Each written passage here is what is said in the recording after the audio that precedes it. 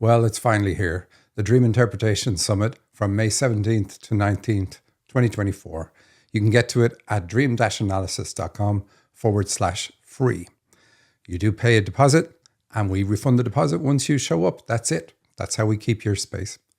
And now we have a great show, or I should say April Angel has a great show where she demonstrates how refusing support contributes to chronic disease. Take it away, April.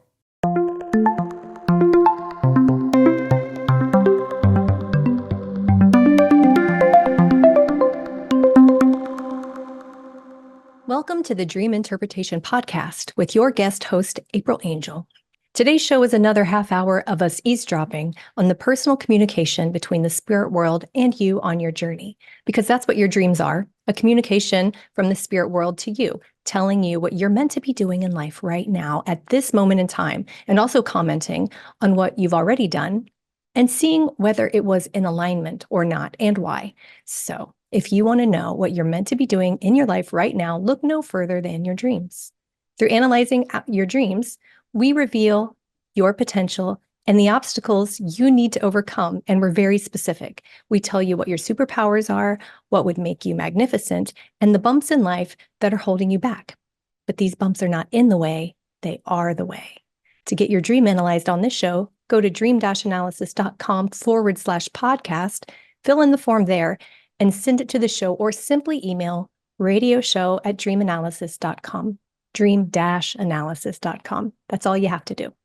So today we are going to be looking at a long dream, and we don't typically look at long dreams, but I promise I'll break it up and you'll see how it's all connected. This is Maggie's dream, and it's called The Bookshop. It starts, I was at a friend's house, a woman whom I don't know in real life, and on her dresser, she had a few gold pieces of jewelry, and I had taken one of her gold earrings to borrow it, I guess. It had an interesting backing. There actually was no backing, but rather the post of the earring would slide into a slit in the back portion of the earring to secure it. I had never seen this before, but somehow I knew that's how it worked. I don't think she knew I borrowed it. Okay, so we'll stop here. And she starts by saying, it's a friend's house that she doesn't know in reality. So this is a female that she doesn't know in reality, and it represents an aspect of her feminine energy that she's not yet familiar with. And we see that there are lots of gold jewelry pieces on her dresser and a pair of gold earrings. So automatically we know that she's a healer, because gold in dreams represents having the gift of hands-on healing. And we also see the earring, and the focus is on the earring. So she's also a channel. But she doesn't really identify with having these gifts. It doesn't feel like these gifts are hers, because she says that she borrowed it, and she didn't think the friend knew that she borrowed it. So everything in the dream is her, and everything in the dream belongs to her. And here are these earrings, and she's like, I'm just going to borrow these. So she doesn't feel like she has this gift. It doesn't belong to her. So we'll move on to the next paragraph. The next thing I know, I was in a restaurant, dining at a large rectangular outdoor table with a bunch of friends on a busy city street that was full of energy. We were socializing and having fun. Afterward, we were heading to a bar to continue the fun. I told them I would meet up with them because I had an errand to run. So I love this part of the dream. We see her going to a restaurant that's outside. The restaurant is where people eat, and eating food in dreams is also about healing, but she's everything in the dream. So she is the restaurant. She is the place where people get served the energy. So she's here to be of service to others, working as a hands-on healer, but she's outdoor at the table. So whenever you see anything outside, we know that she's meant to take it outside. She's meant to take it to the public. She's meant to work as a healer and a channel as part of her career. This is the work that she's meant to do. And I love that she says it's a busy city street and it's full of energy. So even energy is what hands-on healers work with when they're healing people. They channel energy through their bodies from another source, angels, and that energy goes into another person. So I love how that's backed up there. But she decides to leave the restaurant to go do other stuff. So these are the things that she needs to look at before she steps into serving spirits, which is represented by the bar. It doesn't always represent that, but in this dream it does. So the next part says, this is confusing, but I had a book. that was maybe given to me or lent to me by a friend who wanted me to read it. It was a Martina Navratilova book, but she pronounced her name wrong, saying Navratola or something similar. And I needed to go to the bookstore to get that same book. So maybe I had borrowed it. I know nothing about tennis in real life. This was also a brand new book that wasn't yet marketed or known about. So we'll stop here and look at this section. I love that she's getting a book that doesn't exist in reality, because that is about a specific subject that you have in your hands already. There's some knowledge or some information that you came with that you're already familiar with that's not that's already available to you. Any book on a specific subject in a dream that doesn't exist in reality means that you have this information in your hands already. And her friend wanted her to read the book. So reading always makes me think of channeling, because that's what channels do. They give readings. So there's some connection here, but we're going to go deeper. Martina Navratilova is a famous tennis player. And this dreamer, Maggie, says that she doesn't really know anything about tennis in reality. So tennis in dreams is about goals, because that's what balls represent in dreams. They represent goals. And this particular tennis player has really knocked it out of the park as far as the goals that she's achieved. She's considered widely as the greatest tennis player of all time, and she holds multiple award titles from it. So I had to channel on this a little bit because it's more unusual than I'm used to seeing. And when I tuned into what this represented, it has something to do with manifesting her goals, because this person has really knocked it out of the park. So I asked her if she had been interested in manifesting or studied it or knew anything about it. And she said that she's actually been interested in it for years, but she doesn't feel like she has the knack to manifest well. She tries, but it doesn't go right for her. So that's what this dream is saying. This dream is saying in this portion that she has everything that she needs to know already to become a powerful manifester, just like Martina Navratilova is a powerful tennis player. She even studied how to, it's like she came here with this gift because it's already in her hand. So she came with everything that she needs to know to manifest powerfully, but everyone is pronouncing the tennis player's name wrong. So there's like some way that she's a little offbeat about it. And so I also think that she's been interested in manifesting for so long because it's something that she's meant to utilize and something that she's actually really good at on a soul level.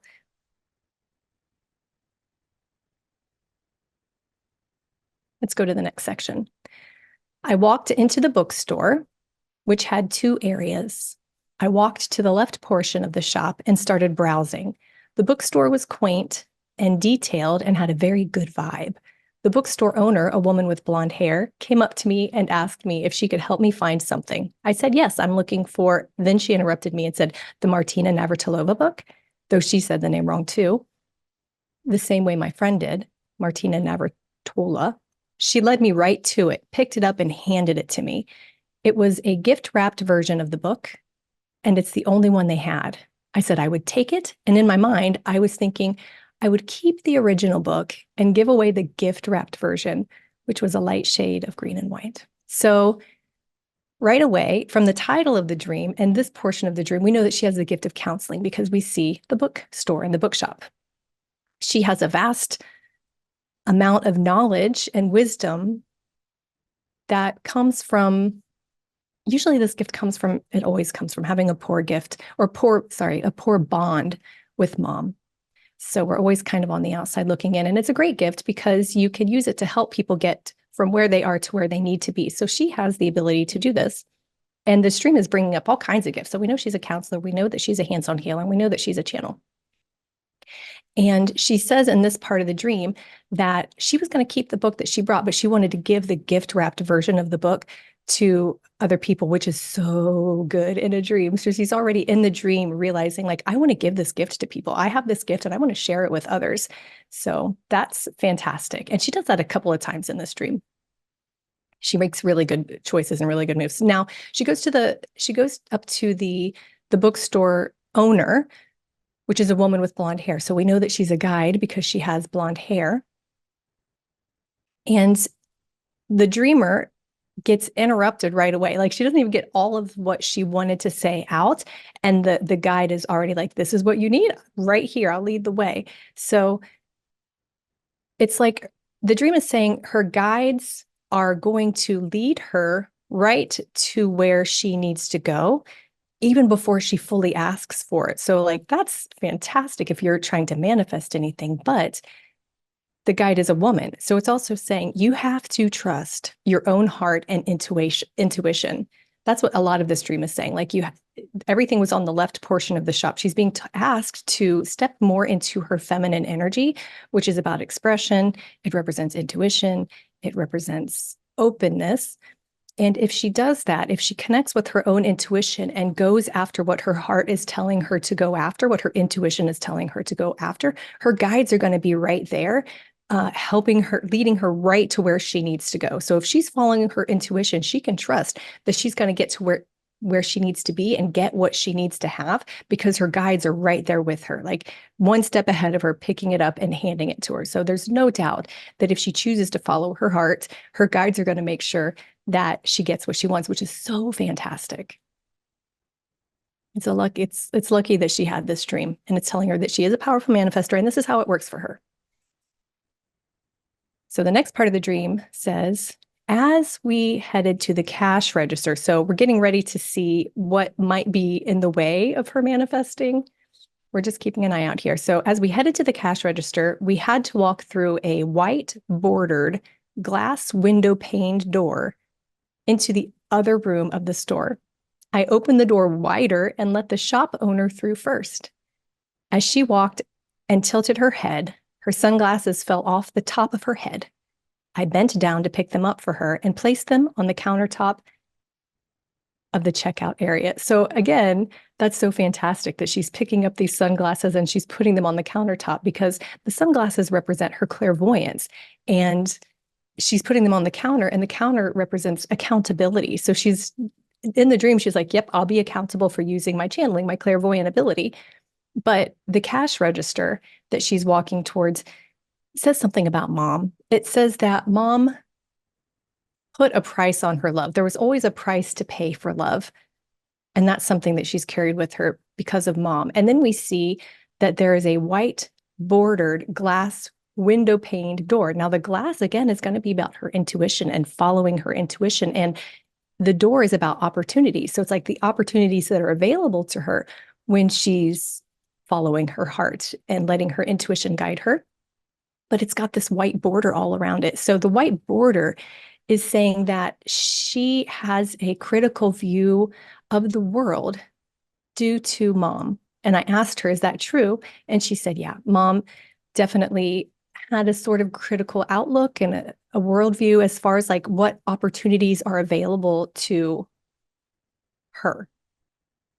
Mom was really Catholic. Mom was very strict. She never really bonded with mom. It was kind of like, this is what you need to do. These are so do these things. Like that's what is available to you. And we're going to see that kind of robbed her of her ability to do what her heart wants her to do things that would be fun, things that she's passionate about. Mom had this critical view of the world that this is how you do it. You follow the rules, you get it done, what you got to get done. And it doesn't leave a lot of room for joy. So that's what that's about. And then she says that she opened the door to let the shop owner through first. Now that seems really nice because that's what we do in reality to show kindness and be nice to people. But in the dream, that's not nice. What she's doing is she's learning, or she has learned from mom, to put others first. I asked if that's true that she learned to do that. And she said, oh yeah. Now mom didn't put herself first, because sometimes that can happen in dreams. Like the dreamer might learn to put other people first because mom always put herself first. It's just that mom taught, like, you always put other people first. You don't put your needs first. So that's what she picked up from mom. And that's what's in the way of her following her intuition and heart. So let's go deeper into it here.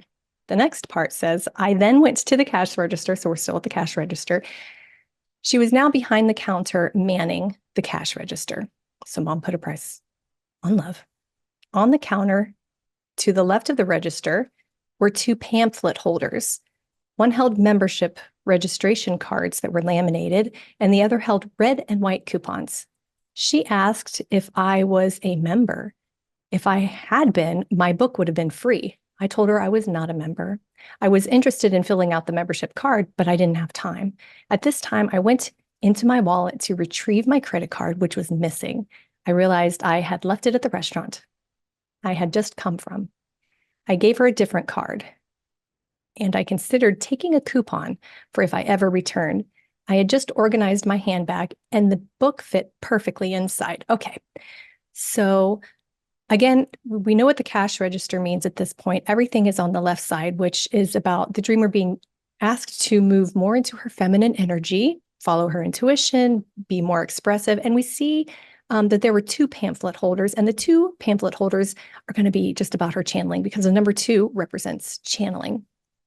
And on one side, one pamphlet holder had the membership cards, and the other pamphlet holder had these red and white coupons. So the membership cards are about being a member of life, and in this case, a member of the spiritual community. So the shop owner asks her, "Are you a member?" And she says, "No, I'm not a member." So it's saying that she doesn't believe that she has what other people have that would make her a card-carrying member of the spiritual community. So if she would have said, "Yes, I'm a member," she would have gotten the book for free, and the dream probably would have ended right there. But this just goes to show that, our dreams will keep going to try to give us a chance to make the correct choices and accept the healing that the dreams are trying to offer us. So this guide was like, "Are you a member? Please say yes, please say yes." And she didn't say yes, so that's okay. She's going to work on this. But she also had these red and white coupons that are available. Now, red and white is a great color to see in dreams, but it shows up because people that have this show up don't totally, fully enjoy life.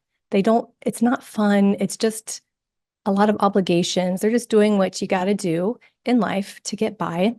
And red and white is showing up to help bring joy to people who tend to just be going through the motions in life and aren't experiencing life as joyful or fun. So the coupon is saying that, it's giving her a discount, probably encouraging her to go for it, but also it's saying that she doesn't fully value being able to make choices in life where she's just doing what's fun for her and that brings her joy. So that's what Mom's critical worldview did. It robbed her of the ability to be able to to go after opportunities that are fun to her and that are joyful to her. And the credit card, she's looking for the credit card, and she doesn't have it. Now, credit cards aren't good in dreams because they represent not sharing yourself completely. And she said that people don't really know the real me unless I feel safe with them. So she's being asked to share more, to let people know the real her, to share what she's passionate about and what she's interested in. And I think that's all for that particular section. Okay, so we'll move on. The next part says, "Then I made my way back to the restaurant to get my credit card back." Okay, I ran into Jay-Z and Alicia Keys. Jay-Z was walking a dog. They were both to my right, and I believe they were wearing black. We were friends, and they were heading to the bar that we were all originally going to go to after the restaurant. I said I would meet up with them because I had to go back to the restaurant first. Alicia Keys said she would go with me. I insisted she didn't have to do that, and I would see both of them soon. So again, the credit card is putting the focus on her needing to balance her heart, specifically in regards to sharing and receiving, because a credit card will give to us first, and then we're expected to pay back. So she has a hard time with this energy. Specifically, in her case, it's going to be receiving. And we have to have a balance of that in life. So she has a hard time receiving. And then we see that. Okay, well, I completely didn't mention that Jay-Z and Alicia Keys are musicians. We all know that. So that represents her channeling ability. So what's coming up in this portion, what comes up in all of this dream is what's holding her back from being able to really step into this gift that she has.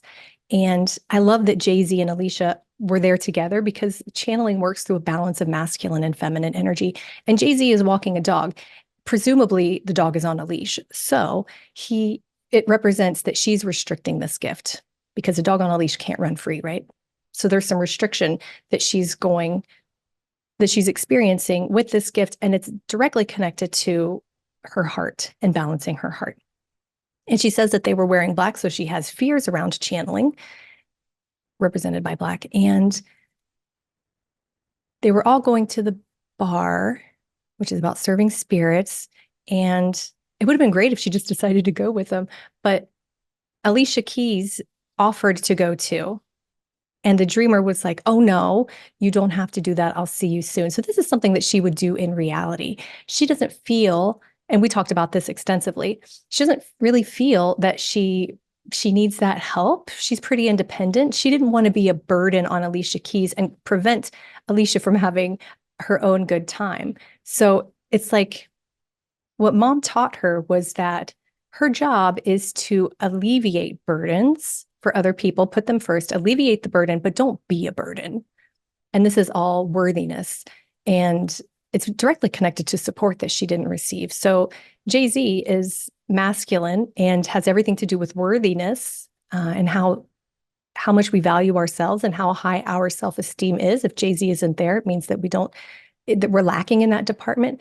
But also Jay-Z is support. So he's not there supporting her as she's going to retrieve her credit card.